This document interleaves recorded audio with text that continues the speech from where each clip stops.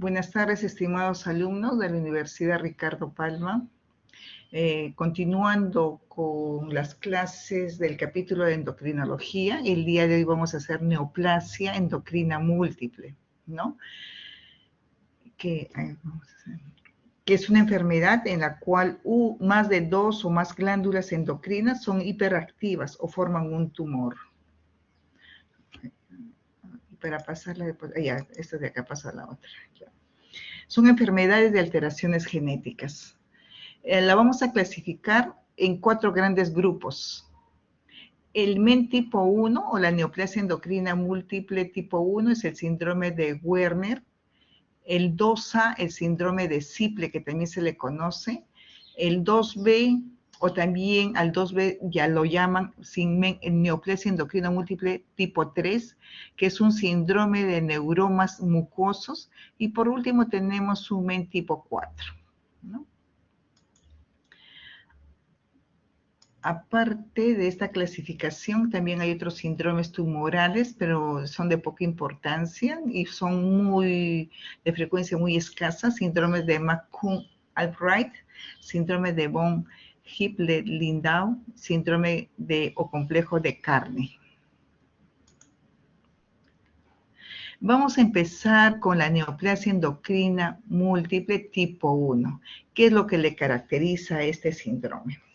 Como ustedes ven en la diapositiva, existe un cuadro de hiperparatiroidismo primario, que casi se presenta en un 100% en este síndrome en esta neoplasia endocrina múltiple tipo 1, seguida de tumores neuroendocrinos duodenopancreáticos y tumores de la hipófisis. Suficiente que tengan 2 para decir que estamos frente a una neoplasia endocrina tipo 1. También existen tumores neuroendocrinos adrenocorticales o broncopulmonares o tímicos. Predispone a tumores no endocrinos, como puede ser cutáneos, lipomas, angiofibromas, colagenomas. Y síndrome del sistema nervioso central, los meningiomas, y tienen mayor riesgo de cáncer. Como vemos, el hiperparatiroidismo está presente casi en el 95 al 100% por hiperplasia de las 4 parótidas. No es un solo adenoma, no es solo el compromiso de una sola glándula, o con un adenoma es poco frecuente, ¿no? Puede desarrollarse hipercalcemia durante la adolescencia y la mayoría de las personas que sufren este síndrome están afectadas casi al cumplir los 40 años.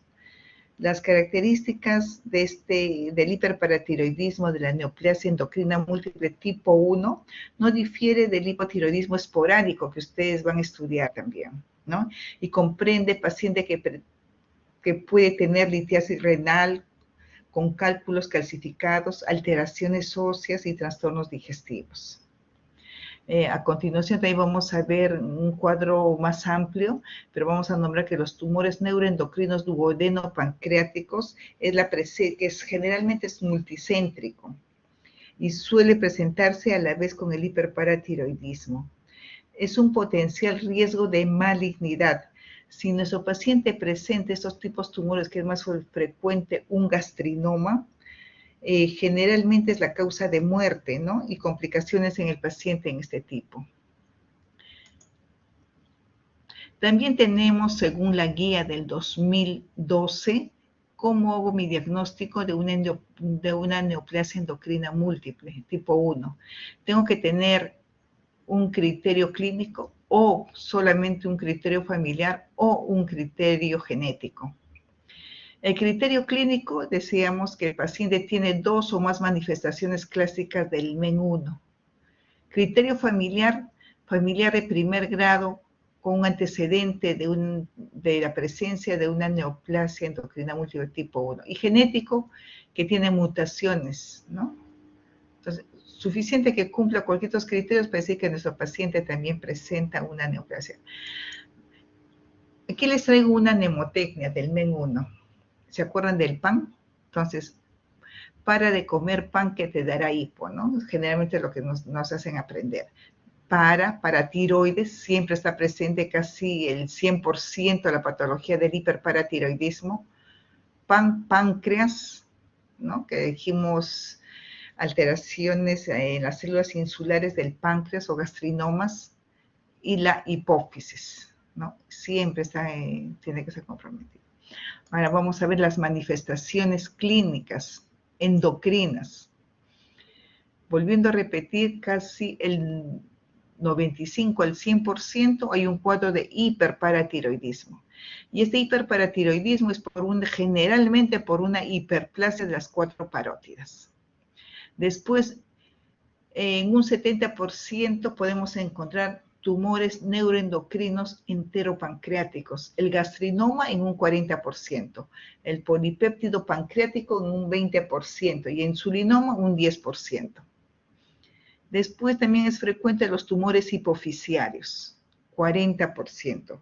Y en estos tumores hipofisiarios, la variedad histológica más frecuente es de hiperprolactinemia, tumores productores de prolactina, 20%. Tumores que me van a secretar hormona de crecimiento, que va a dar lugar a la acromegalia en un 5%. O tumores mixtos, tanto la presencia de prolactina como compromiso de la hormona de crecimiento y solamente en un 5% son no secretores. También encontramos adenomas suprarrenales no funcionantes y los tumores carcinoides, ¿no? Que generalmente es del intestino anterior, del páncreas o del timo. Ahora vienen las manifestaciones no endocrinas en la neoplasia endocrina múltiple, que pueden ser los angiofibromas, el 85%, los colagenomas, el 70%, y los lipomas, el 30%. Como he mencionado al inicio, esta es una enfermedad genética. La neoplasia endocrina múltiple tipo 1 se asignó al cromosoma 11q13, que se afecta a un gen de supresión tumoral del MEN1 que codifica una proteína denominada la menina. Es un trastorno genético transmitido como un rasgo dominante con alta penetrancia. Este es un cuadro donde nos va a hacer acordar, por ejemplo, en el hiperparatiroidismo. ¿Qué existe en el hiperparatiroidismo? Calcio alto. Vemos calcio sérico. Entonces, ¿qué voy a solicitar? Calcio elevado. ¿Y cómo está la paratohormona? Va a estar elevado también, ¿no es cierto? ¿Y con qué signos y síntomas de hipercalcemia? ¿Cuál es? Disfunción cognitiva. Son trastornos neuropsiquiátricos, gastrointestinales. Mi paciente va a referir estreñimiento, anorexia y a veces náuseas, trastornos renales por una litiasis el paciente, ¿no es cierto? O poliuria, cardiovasculares, le tomo un electrocardiograma y voy a encontrar un QT acortado, osteopenia, osteoporosis, debilidad muscular. ¿Qué solicito a mi paciente? Todo para el estudio de un hiperparatiroidismo, calcio sérico, albúmina. Siempre cuando pido calcio tengo que pedir albúmina para obtener el calcio corregido. La creatinina, el fosfato, la paratohormona, la 25-hidroxivitamina D y excreción urinaria de calcio. ¿Qué estudios de imagen? Una ecografía de cuello, donde voy a localizar a las paratiroides, una densidometría ósea y también, si estoy pensando en una litiasis renal, una ecografía de riñón. Después vienen los estudios de la paratiroides, voy a hacer una gammagrafía con Stamibe, lo cual me va a dar mi diagnóstico. Cuando ya existe un compromiso de las células neuroendocrinas del duodeno pancreático, cuando no funcionan, es que solamente hay efecto de masa, ¿no es cierto? Entonces, de todas maneras, tengo que pedir cromagranina A o polipéptido pancreático. Si estoy frente a un gastrinoma, que me puede condicionar un síndrome de Zolliger-Ellison, que es una enfermedad ulcerosa péptica grave, voy a tener una epigastralgia intensa y diarreas. Entonces, si veo ese cuadro, tengo que pedir gastrina y la cromagranina A. Si es un glucagonoma, hay hiperglicemia, eritema necrótico, solicito un glucagon. Y después, si un lipoma, síndrome de Werner, diarrea acuosa, hipopotasemia, somatostinoma, esteatorrea, diabetes mellitus, insulinoma, signos y síntomas de hipoglicemia, y con síntomas autonómicos y neuropénicos, ¿no? Y a todos estos, ¿qué le voy a solicitar? Una tomografía de abdomen con contraste, o también va a ser útil una resonancia magnética con contraste.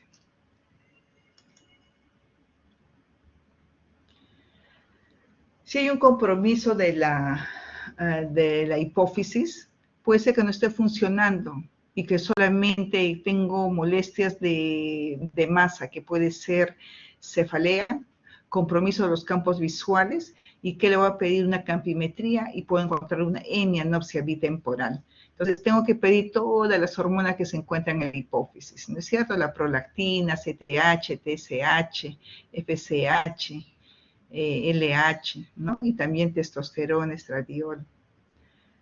Si la causa es por un prolactinoma, puede existir hipogonadismo y que solicito un pool de prolactina. Si es somatotropinoma, mi cuadro clínico con incremento de la función de la hormona de crecimiento, en el adulto, acromegalia, ¿no es cierto? Entonces voy a pedir IGF-1, hormona de crecimiento durante la tolerancia a la glucosa oral. Si es un tumor secretor de ACTH, entonces tengo que pensar en un síndrome de Cushing con todos los signos y síntomas que conlleva a una presunción de diagnóstico de un síndrome de Cushing. Entonces, ¿qué voy a pedir? Cortisol libre en orina 24 horas, tengo que pedir hacer mi dexametasona de 1 miligramo y niveles de cortisol salival nocturno. Y a todos estos últimos, si es un adenoma, ¿qué le voy a solicitar? Una resonancia de silla turca con contraste.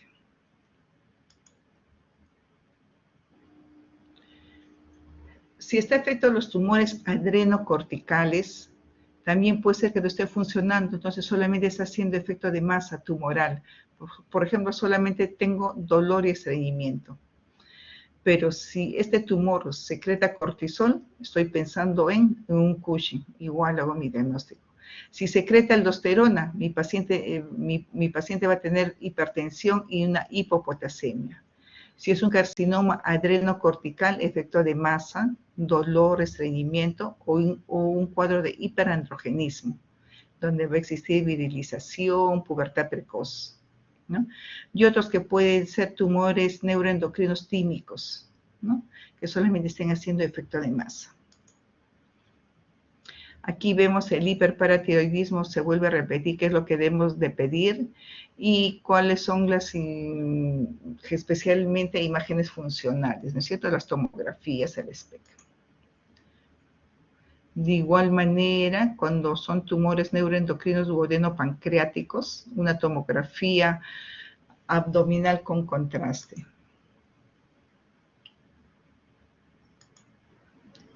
A ver la otra, igual también si es a nivel de la pituitaria, una resonancia magnética de silla turca con contraste que me va a ayudar bastante. Si es tumores adrenocortical, también tomografía de abdomen, como habíamos mencionado.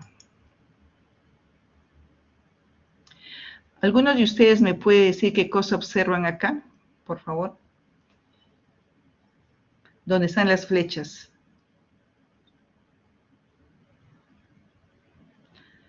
Hay una hipercaptación, no sé si se han dado en 4 puntos, más que en todo el campo. ¿Lo pueden observar? Sí, doctora, sí se ve. Sí, doctora. Entonces, esos 4 puntos, ¿qué es? Es la parótida. Vemos que existe una hipercaptación a nivel, y esta es una hiperplasia paratiroidea, o sea que las 4 paratiroideas están grandes. ¿Y esto con qué lo estoy hallando? Cuando yo solicito una gammagrafía con tecnesio 99 con Stamibi, ¿no? Entonces, es especial para paratiroides. ¿Qué más tengo que solicitar si estoy sospechando de un hiperparatiroidismo? Tengo que pedirle una ecografía cervical. Y también voy a encontrar un adenoma, podría encontrar. Aquí tenemos una tomografía, no, un PEC, perdón, tomográfico, que muestra un tumor neuroendocrino en la cabeza del páncreas.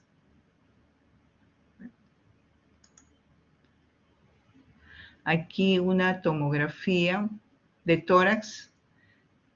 Vemos dos imágenes carcinoides bronquiales que pueden estar asociados. Siempre aquí se busca suprarrenal. Y cuando estamos buscando suprarrenal, nos damos con la sorpresa que tiene un adenoma suprarrenal.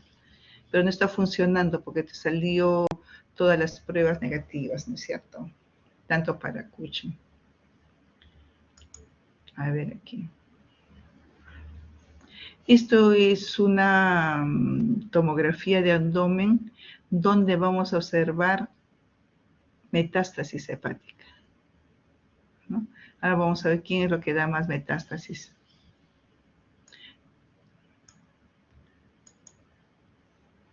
Si yo estoy sospechando que existe un compromiso de tumores hipofisiarios, ¿qué le voy a pedir? Una resonancia de CIA turca con contraste. Y nos damos con la sorpresa de un adenoma hipofisiario no funcionante, que en T1 es hipotenso, pero en T2 es hipertenso.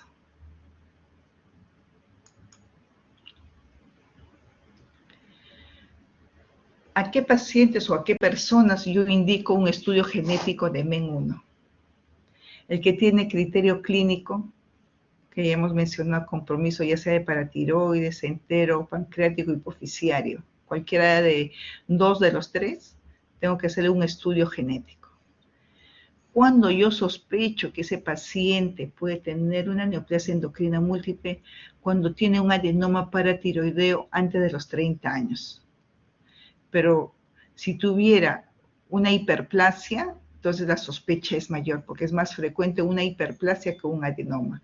Pero el adenoma de los 30 años es poco frecuente. Enfermedad paratiroidea multiglandular, hiperparatiroidismo primario recurrente. Si el gastroenterólogo le hace un diagnóstico a mi paciente de gastrinoma, yo estoy obligado a buscar un estudio genético para descartar la neoplasia endocrina tipo 1. O también enteropancreáticos múltiples, presencia de dos tumores no clásicos asociados a la neoplasia endocrina múltiple. Y en tercer lugar, cuando tienen antecedentes familiares de un paciente con mutación del MEN1 conocido. Entonces, a esos pacientes estoy obligado a hacer un estudio genético. Después de hacer identificación, ¿cuál creen ustedes que puede ser el tratamiento? ¿Alguien quiere intervenir? Si encontramos tumores. Quirúrgico, doctora. Claro, tiene que ser quirúrgico, ¿no es cierto? Porque hemos dicho que es una enfermedad donde hay compromiso de dos o más glándulas endocrinas que son hiperactivas, o sea, que son hiperfuncionantes o forman un tumor. Entonces, muy bien, tratamiento.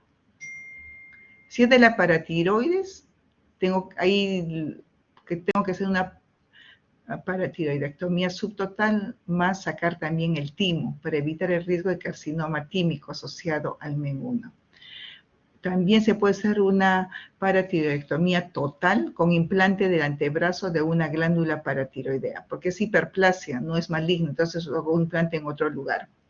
Si mi paciente por X motivos tiene un alto riesgo quirúrgico y no se puede hacer un tratamiento quirúrgico, entonces puedo utilizar el Cinacalcet, que es un modulador alostérico del receptor sensible de calcio, que estabiliza el receptor del calcio extracelular y ha demostrado ser eficaz y seguro para la hipercalcemia y no para riesgo de cálculos renales u osteoporosis. Tumores de páncreas hipofisiarios, igualito, ¿no? ¿Qué tengo que hacer, como dijo su compañera? Extraerlos. Este cuadro les va a servir, miren, la neoplasia endocrina múltiple tipo 2, o sea, el MEN2. Tenemos aquí, bueno, no salió bien el cuadrito, creo aquí, el MEN2A, y a un costado he puesto el MEN2, neoplasia endocrina múltiple 2B.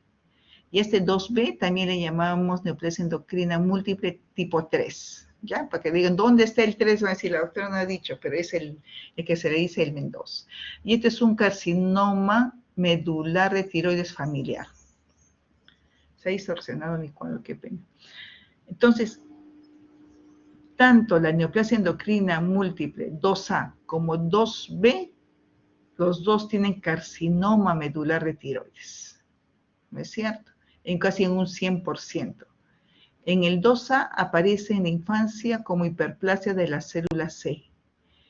Pero cuando este carcinoma medular es más precoz y es más agresivo, estamos frente a un MEN 2B o MEN 3. Después, ¿qué más se suma? Feocromocitoma. Esto es tiroides. Feocromocitoma de la suprarrenal. ¿De qué parte de la suprarrenal habrá afección? ¿De la corteza o de la médula?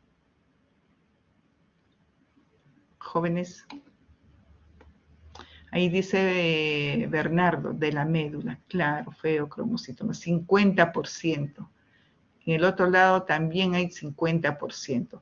El tercio son bilaterales, producen más adrenalina que noradrenalina, son poco malignos, casi menos del 10%, y poco frecuente extraadrenal, más es en la médula adrenal, principal causa de morbimortalidad, ¿no? Eso se caracteriza el feocromocitoma. Después, el MEN 2A se caracteriza por un cuadro de hiperparatiroidismo solamente en un 10%. Cuando ustedes dicen hiperparatiroidismo, tiene que ver a cálculos. Porque generalmente, ¿quién te envía a la consulta de endocrino para que descartes hiperparatiroidismo? Los urólogos, por litiasis a repetición. Ya, vaya endocrino a descartar si es un hiperparatiroidismo. Y si este hiperparatiroidismo es está unido a una neoplasia endocrina múltiple. Después también tenemos amiloidosis tipo líquen plano, en la enfermedad de Hirschsprung. Y en el MEN 2B hay los ganglioneuromas, ya sean mucocutáneos en el 95%. Por eso se caracteriza el MEN 2, las neuromatosis mucocutáneos y hábito marfanoide sin ectopia de lentis ni anomalías aórticas. Puede haber cifosis, pie cabo. En un carcinoma medular tipo familiar, se llama el carcinoma y puede asociarse a esta enfermedad, ¿no? ¿Alguna pregunta acá? Muy bien. Entonces, para que ustedes se acuerden de la mnemotecnia del MEN 2A, café para 12, dicen. Sea carcinoma medular de tiroides. Feocromocitoma y paratiroides, es el MEN 2. ¿Se acuerdan cuál era la mnemotecnia del MEN 1A? Todo hemos dicho que son enfermedades con alteraciones genéticas. Esta de acá también, la 2A. Se han identificado mutaciones del proto-oncogen RET, que codifica a una tirosinasa transmembrana. Entonces, este es el tipo de mutaciones, ¿ya? No se olviden. También hay subvariantes de la 2A, que puede ser carcinoma medular de tiroides, que es el más frecuente, asociado a la amiloidosis tipo líquen, cutáneo, y asociada a la enfermedad que habíamos dicho al final, que puede ser de Hirschsprung. Igualito, como en el MEN, la neoplasia endocrina múltiple tipo 1A, tengo que hacer un screening familiar. Entonces, ¿qué tengo que hacer para el screening familiar? Valoración inicial de la familia, comienzo con el análisis de protoncogen RET. Se debe realizar la prueba 2 veces, siempre para hacer un descarte, ¿no? Definitivo. Realizar una prueba distinta en otro laboratorio y en los miembros de una familia en la que la mutación es conocida con resultados normales en 2 análisis, no precisan más pruebas de detección, ya no hay que buscar más. ¿Cuál es la conducta a seguir cuando yo identifico a los familiares? Porque no solamente el paciente, yo tengo que buscar a los familiares, porque tengo que prevenir, ¿no es cierto? A seguir identificar portadores de la mutación, igualito. ¿Qué hago? Tiroidectomía precoz en la infancia. Si tiene mutaciones agresivas, debe ser antes de los 6 años. Y si es moderada, refieren que debe ser entre los 6 a 12 años. Pacientes portadores de una mutación menos agresiva, medir anualmente la producción de calcitonina, porque ¿qué predominaba acá? Carcinoma medular de tiroides, y que produce un montón de calcitonina tras estimulación con pentagastrina. Útil medir metanefrinas fraccionadas en plasma para localizar feocromocitoma. Y calcio sérico con corrección de albúmina o calcio ionizado con paratormona. ¿Cuál sería el tratamiento? Nunca se olviden, cuando ustedes han visto un paciente con carcinoma medular de tiroides, están obligados inmediatamente a ver si tu paciente tiene o no feocromocitoma. ¿Pero por qué dirán ustedes, no? Porque siempre se debe operar primero el feocromocitoma, ¿ya? ¿Cómo hago mi diagnóstico de feocromocitoma? Ya saben, ya la determinación de ácido vanilil mandélico y catecolaminas en orina de 24 horas. Ahora viene el MEN4, que es muy raro. Generalmente está compuesto por un 4, casi el 90% por un 4 de hiperparatiroidismo. Adenomas hipoficiarios más o menos en un 25%. Y generalmente son no funcionantes y acromegalia de 7 al 10%, la enfermedad de Cushing. Y tumores neuroendocrinos gastroenterohepáticos en un 25%. Eso es todo, pero en resumen. ¿Se comprendió? Ahora les voy a preguntar. ¿Cuántos grupos son? ¿De práctica? Jóvenes, ¿me escuchan? Uy, creo que ya se fueron. 4 grupos, muy bien. A ver, el delegado del primer grupo, ¿quién es? O delegada del primer grupo. Y el primer grupo, un representante del primer grupo. Jóvenes.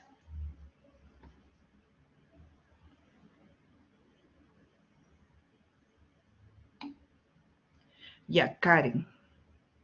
Ya, entonces, de María Auxiliadora, a ver. Un representante de María Auxiliadora.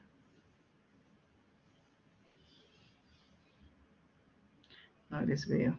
A ver, entonces, ¿cuál no está presente en la neoplasia endocrina múltiple? 1. Hiperplasia paratiroidea de las 4 glándulas. ¿Está presente? A ver, los de mi grupo, a ver. Sami. Sí, doctora. Está presente, ¿no es cierto? ¿Hay Sí. hipergastrinemia?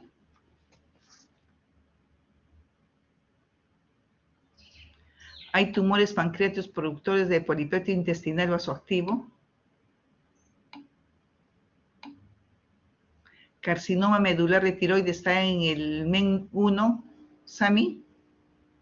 Adenoma suprarrenal. ¿Cuál no está presente en el MEN1, neoplasia endocrina múltiple?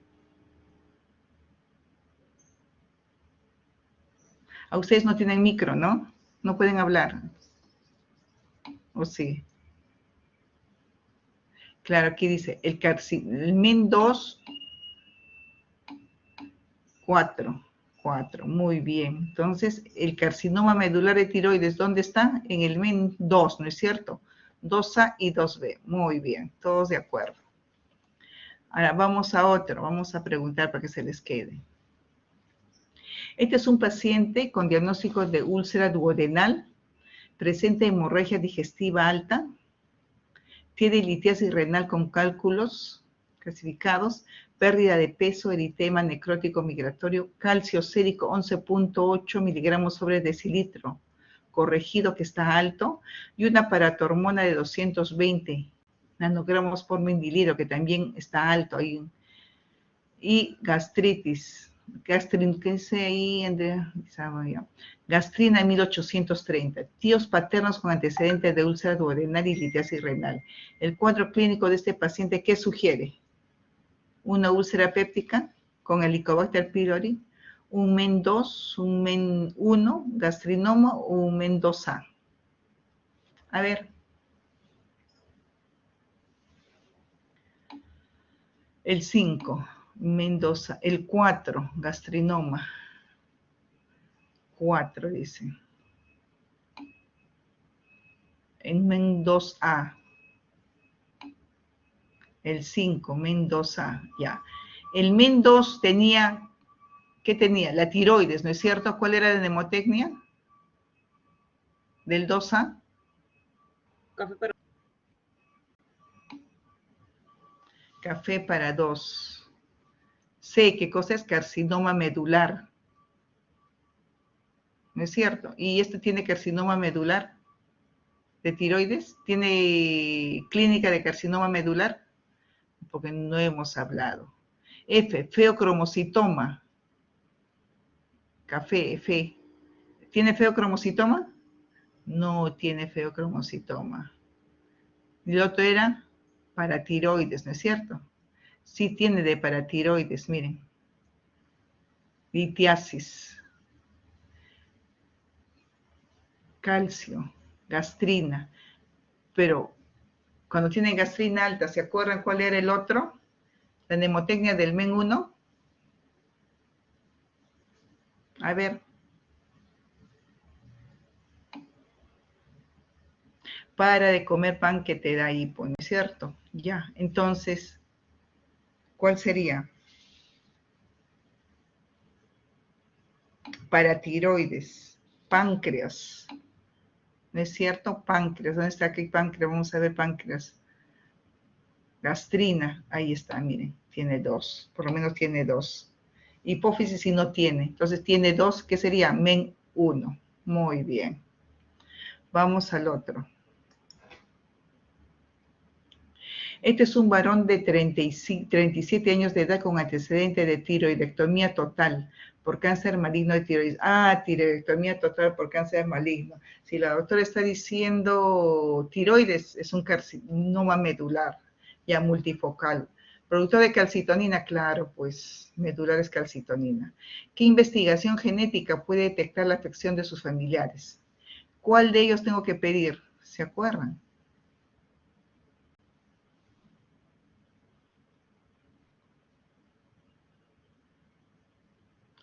¿Cuál es la respuesta? Claro, la 2, mutación en el protoncogen RET. Eso es lo que tienes que pedir a ese paciente. Muy bien, excelente. Ahora vamos a ver otro caso clínico. Ya. Varón de 28 años, post-hipofisectomía por acromegalia hace 3 años, ya curado. Entonces, hipófisis, ya me voy ubicando. Se detecta hipercalcemia, fosfatemia, hiperhormona elevada, hiperparatiroidismo, hipófisis. Gammagrafía con estamide. A los 120 minutos, segunda fase de la prueba, tras el lavado de actividad tiroidea, muestra una captación positiva en 3 puntos de la región cérvico-anterocervical. Eso demuestra el hiperparatiroidismo no es por uno solo, es por una hiperplasia de las paratiroides. Y solo aquí nos muestran las 3. El diagnóstico más probable, ¿cuál es el diagnóstico más probable?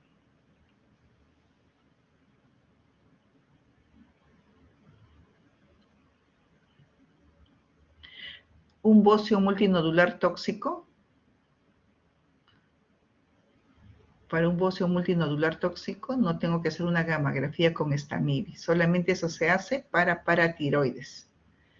Neoplasia endocrina múltiple puede ser. Insuficiencia renal crónica, no tengo ningún dato, ¿no es cierto? Pero sí mi paciente con hiperparatiroidismo me puede llegar al final a hacer una insuficiencia renal. Osteomalacia, no. Carcinoma medular de tiroides, 1. No. Carcinoma medular de tiroides. ¿Por qué dicen, a ver, por qué dicen carcinoma medular de tiroides? Si ahí no hay nada de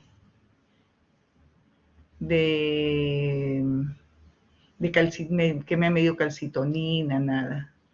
Compromiso de la hipófisis. Compromiso de la paratiroides. Claro, es el 4, ¿no es cierto? Una neoplasia endocrina múltiple. Muy bien. He recibido 6 chats de responder. ¿Quieren que responda ahorita o después? A ver, vamos a seguir bien y luego respondemos, ¿ya? ¿Cuál es la enfermedad endocrina más frecuente en el tipo 1? Que se presenta casi del 90 al 100%, que sí o sí siempre existe.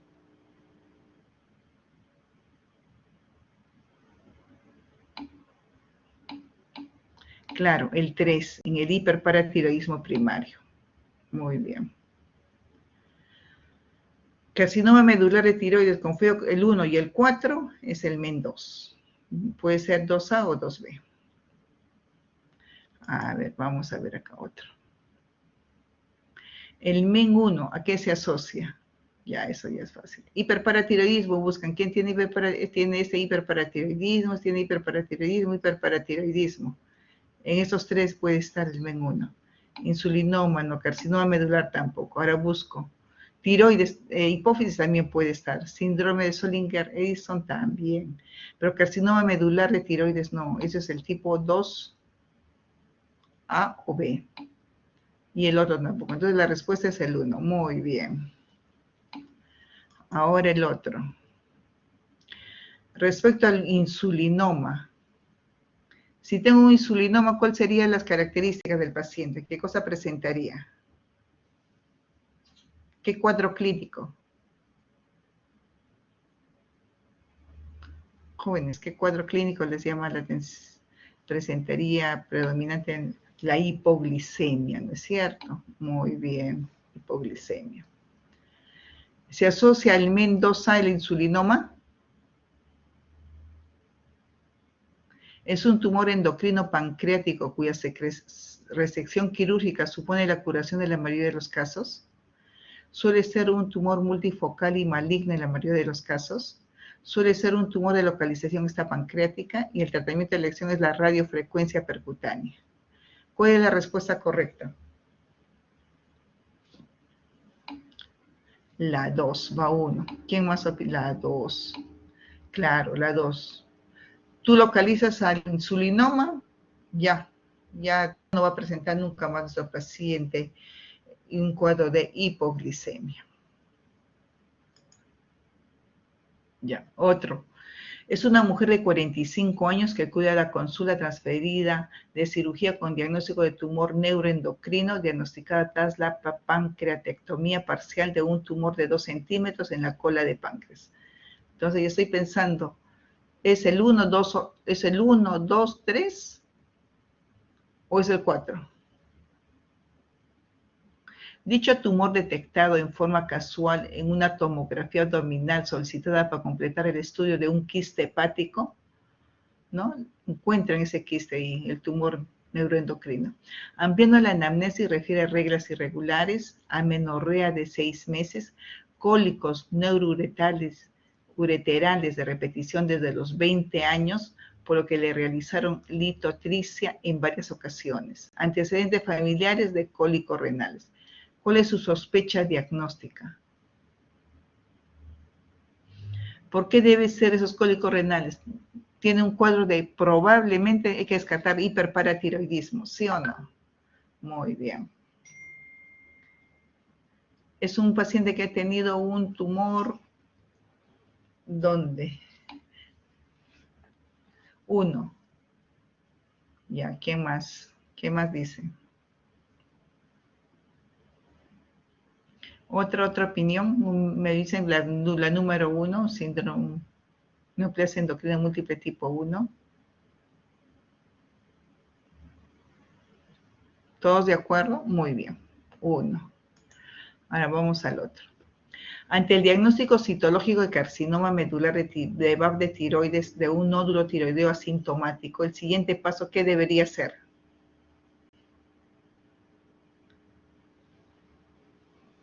Le hago un BAP de tiroides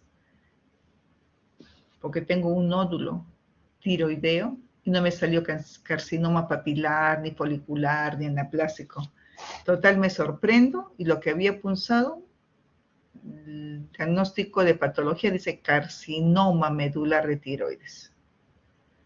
Cuando ya sé que mi paciente tiene carcinoma medular de tiroides, ¿qué tengo que hacer?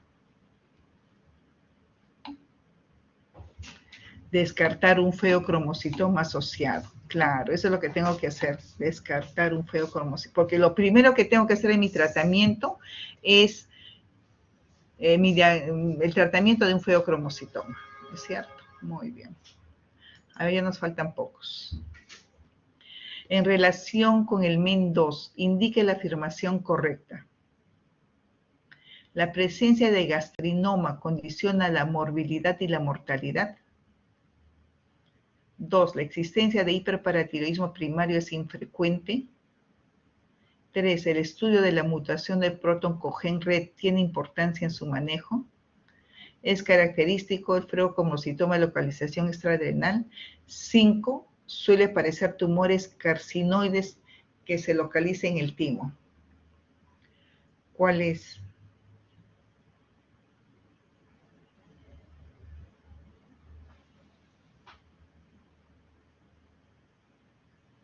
Estamos volviendo a repetir, ¿no? La misma pregunta.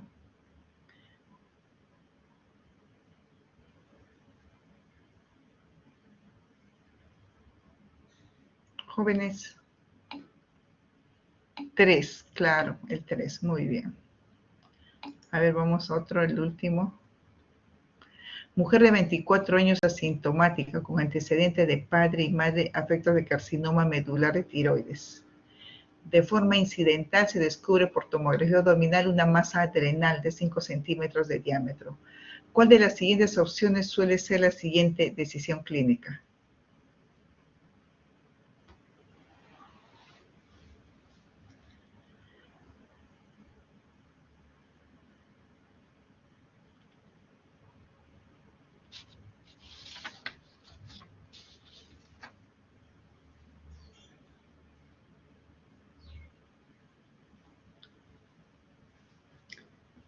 A ver, jóvenes.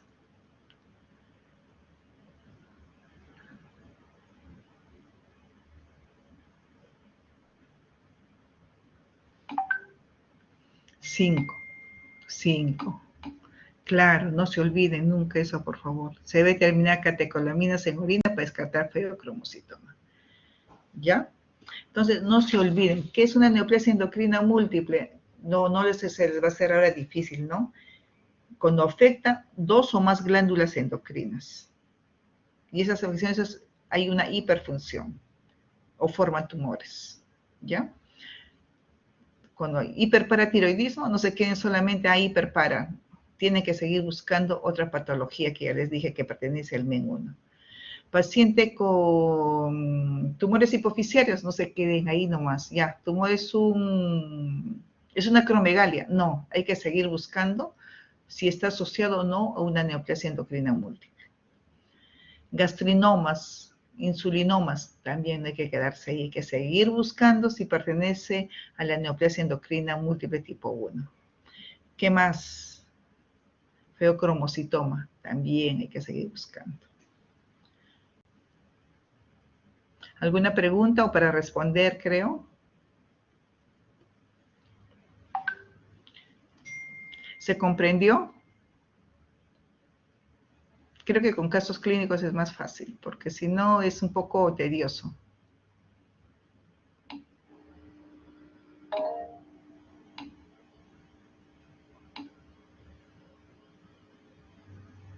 Excelente, dice todo claro. Muy bien.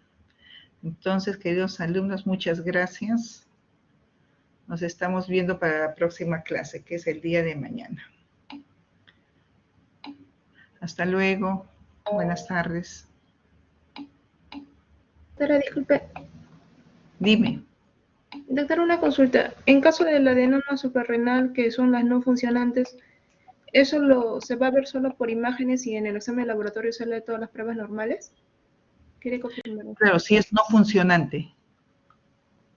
Ah, ya. Si Y en es ese no caso, funcionante. Pero si tú estás pensando que puede ser un tumor que te está condicionando un cuadro de Cushing, entonces sí es funcionante, ¿no es cierto? Entonces tienes que hacer todos los pasos para ver si tiene un síndrome de Cushing, perdón, no una enfermedad, porque enfermedad es cuando es afección a nivel de la hipófisis. Es un síndrome de Cushing. Ay, gracias, doctora. Sí. Otra pregunta. Pregunten, a ver.